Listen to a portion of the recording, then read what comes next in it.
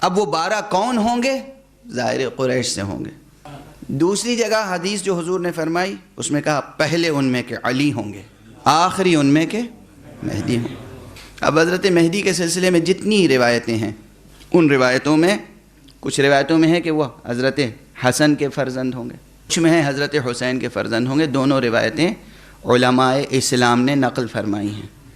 میں مسالک اور مذاہب اور فرقوں کا نام نہیں لیتا ہوں اس لیے کہ مجھے تفریقے سے نفرت ہے۔ تمام علماء اسلام نے لکھا، اور انہوں نے لکھا ہے کہ کچھ نے حسن علیہ السلام کا نام لکھا ہے، کچھ نے حسین کا۔ اگر جمع کرنے کی نیت ہو تو دونوں حدیثوں کا جمع کرنا آسان ہے۔ ہمارا مہدی بیٹا حسن کا ہے، نسل سے حسین کی ہے، کوئی اختلاف رہ گیا؟ 11ویں امام کا نام کیا ہے؟ حسن ابن علی، بیٹا حسن کا ہے، نسل سے حسین کی ہے، اور اتنا طے ہے کہ ذریت فاطمہ کی ہے۔ بھئی اگر امت میں وحدت پیدا کرنا ہو تو اس کے راستے ہزار ہیں، کاش کہ کسی میں نیت ہو وحدت پیدا کرنے کی۔ بیٹا حسن کا ہے، نسل سے حسین کی ہے، ذریت زہرا کی ہے، آل رسول اللہ کی ہے، خاندان قریش کا ہے۔ اچھا بس اس گفتگو میں یہی دوسرا مسئلہ بھی عرض کر دوں۔ دوسرا مسئلہ یہ ہے کہ پیدا ہو چکے ہیں یا پیدا ہوں گے۔ یہ ایک مسئلہ حل کرنے کے لیے میں ایک سوال پہلے قائم کر دوں۔ یہ بتائیے کہ جو شخص اتنا تمام مسلمان اس حدیث رسول کو مانتے ہیں کہ حضور نے فرمایا کہ میری ذریت سے ایک امام برحق قیامت سے پہلے آئے گا جو اس دنیا کو جو ظلم و جور سے بھر چکی ہوگی اسی طرح عدل و انصاف سے بھر دے گا، اور جب تک وہ نہیں آئے گا قیامت نہیں آئے گی۔ اگر قیامت آنے میں ایک دن بھی باقی رہ جائے گا تو خداوند عالم اس دن کو اتنا دراز کرے گا کہ وہ ظہور فرمائے۔ کیوں ایسا ہوگا؟ تاکہ وعدہ الہی پورا ہو جائے۔ وعدہ الہی کیا ہے؟ غلبہ اسلام، روئے زمین پر اللہ کا آخری دین غالب آ جائے، اقتدار حق قائم ہو جائے۔ پیغمبر وعدہ الہی کے تحقق کی بات کر رہے ہیں۔ اب آپ بتائیے کہ جو شخص پوری دنیا میں، اتنی بڑی دنیا، اتنی پھیلی ہوئی دنیا، جو شخص اتنی بڑی دنیا میں تن تنہا عادل قائم کر دے، خود وہ کتنا بڑا عادل ہوگا، کتنا بڑا عادل ہوگا۔ عادل ہوگا یا نہیں؟ یہ تو ممکن نہیں ہے کہ ظالم عادل پیدا کرے۔ عادل ہوں گے۔ عدالت کی بلند ترین سطح کو عصمت کہتے ہیں۔ عصمت پیدا ہوتی ہے وحی سے، بغیر وحی کے کوئی معصوم نہیں ہو سکتا۔ وحی کے بغیر کوئی معصوم نہیں ہوتا۔ اور ختم نبوت کا اعلان ہو چکا۔ اب اگر کوئی پیدا ہوگا تو کیا اسے معصوم بنانے کے لیے پھر کوئی وحی آئے گی؟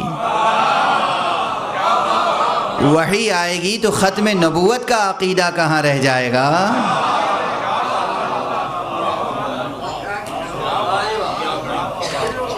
چونکہ اب وحی نہیں آ سکتی، اس لیے ختم نبوت کے عقیدے کا تقاضا یہ ہے کہ اس معصوم کو موجود مانا جائے۔ یعنی جو علم الہی آنا تھا آ چکا، سینہ ختم نبوت سے جسے علم لینا تھا وہ لے چکا، اور سینہ بسینہ دہن بدہن یہ علم منتقل ہوتا رہا۔ پیغمبر نے کسی کو اپنی زبان چسا چسا کے پالا تھا۔ 3 معصوموں کو یہ شرف ہے، علی کو زبان چسائی، حسن کو زبان چسائی، حسین کو زبان چسائی۔ حسین نے سید سجاد کو زبان چسائی، سید سجاد نے محمد باقر کو زبان چسائی۔ اس زبان چسانے کا لفظ میں استعمال کر رہا ہوں اس لیے کہ ہمارے ہاں ہر معصوم اپنے علم کا سرچشمہ محمد کو قرار دیتا ہے، کسی اور کو نہیں۔ کوئی اور ہے ہی نہیں سرچشمہ علم۔ خدا نے جتنا علم بشر کو دینا تھا وہ محمد کو دیا، اسی لیے محمد شہر علم ہے، کسی اور کو نہیں۔ اور فرمایا آپ نے تو حضور اکرم سے علم کا سلسلہ چلا، اسی لیے ایک استدلال اور ایک استشہاد جب بھی مولائے کائنات نے اپنے علم کا اظہار کیا ہے تو معلوم ہے کیا کہا ہے؟ جب بھی اپنی زندگی میں 14 مرتبہ سلونی کا دعویٰ کیا ہے علی نے، 1-2 مرتبہ نہیں، 14 مرتبہ، 14 مختلف مواقع پر۔ جی ان روایتوں کی بھی تفصیل عرض کر سکتا ہوں آپ کے سامنے، تاریخ کے ساتھ، موقع کے ساتھ، محل کے ساتھ، اور ہر روایت کے ساتھ عرض کروں گا کہ جب جب آپ نے دعویٰ کیا کس نے کیا پوچھا، علی نے کیا جواب دیا۔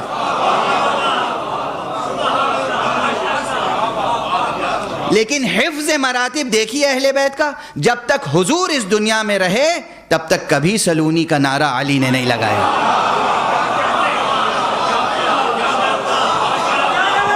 حفظ مراتب۔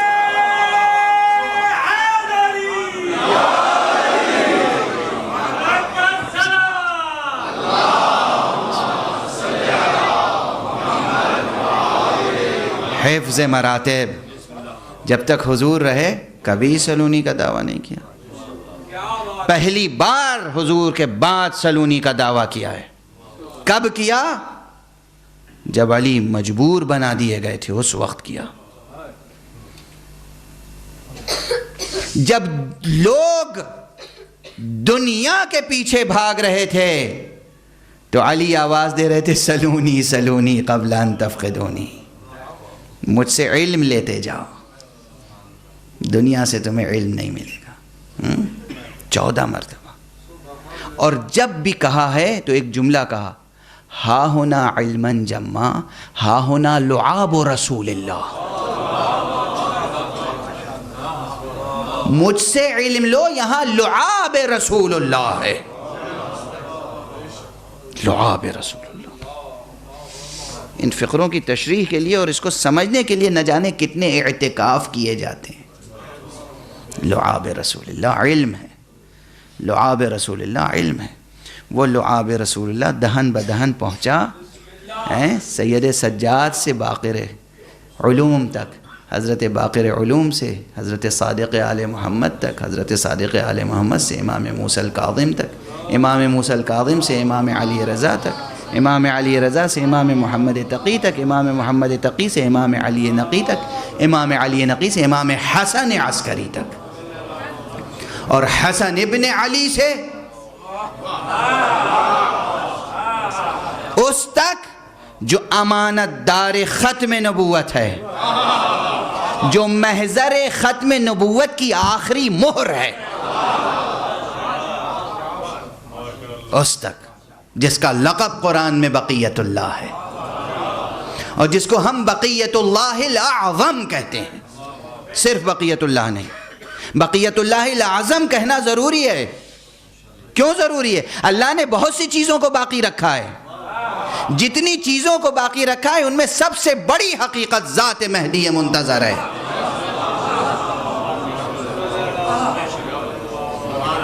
تنہا امام مہدی کے بقا پر ذہن جو ہے تشویش کا شکار ہو جاتا ہے۔ ہائے مسلمان، ہائے مسلمان، مسلمان امام مہدی کے بارے میں سوالات کرتا ہے، اعتراضات کرتا ہے۔ کیسے ممکن ہے کہ 1200 برس گزر گئے ابھی زندہ ہوں؟ بڑی رقیق مثال ہے، میں دے رہا ہوں دست ادب جوڑ کے۔ کبھی شیطان کے بارے میں نہیں سوچا؟ کیسے ممکن ہے؟ شیطان کی عمر تو اور زیادہ ہے۔ کہا صاحب شیطان کو اللہ نے جینے کی مہلت دی ہے، تو ہم کب کہتے ہیں کہ مہدی کو کسی غیر اللہ نے زندہ رکھا؟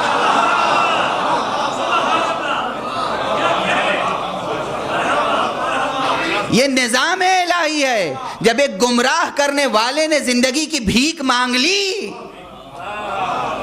تو اللہ کے لطف و کرم کا تقاضا یہ تھا کہ ہدایت کرنے والے کو بھی زندگی عطا کرے۔ اور میں دست ادب جوڑ کے کہتا ہوں کہ یہ مثال دے تو دی میں نے، مگر شایان شان حضرت مہدی نہیں ہے۔ ہم شیطان کی مثال دے کر اپنے مہدی کی زندگی ثابت نہیں کرتے۔ دوسری مثال موجود ہے۔ کوئی مسلمان ہے، کسی میں جرأت ہے جو عیسیٰ کی زندگی کا انکار کرے؟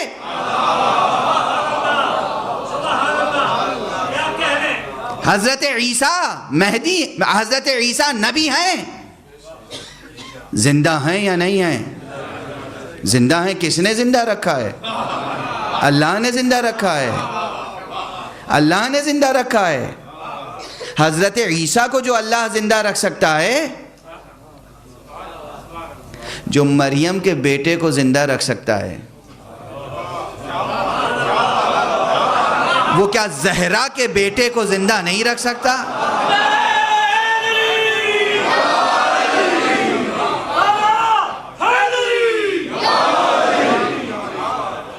جو خدا مریم کے بیٹے کو زندہ رکھ سکتا ہے، وہ زہرا کے بیٹے کو زندہ نہیں رکھ سکتا۔ اور ایک جملہ عرض کروں، بس اسی پہ گفتگو ختم ہے۔ پھر صحیح بخاری کا حوالہ دے رہا ہوں۔ صحیح بخاری میں ایک عجیب و غریب مقام ہے۔ حضور نے اپنے اصحاب سے خطاب کر کے فرمایا ہے، کیف انتم، کیف انتم اذا نزل ابن مریم فیکم و امامکم منکم، اس وقت تمہارا حال کیا ہوگا، کیفیت کیا ہوگی، کیسی حیرت ہوگی تمہیں جب مریم کا فرزند نازل ہوگا لیکن امامت کرنے والا تمہارے درمیان سے آگے بڑھے گا۔ صحیح بخاری، امامت کرنے والا تمہارے درمیان سے آگے بڑھے گا۔ غور فرما رہے ہیں آپ؟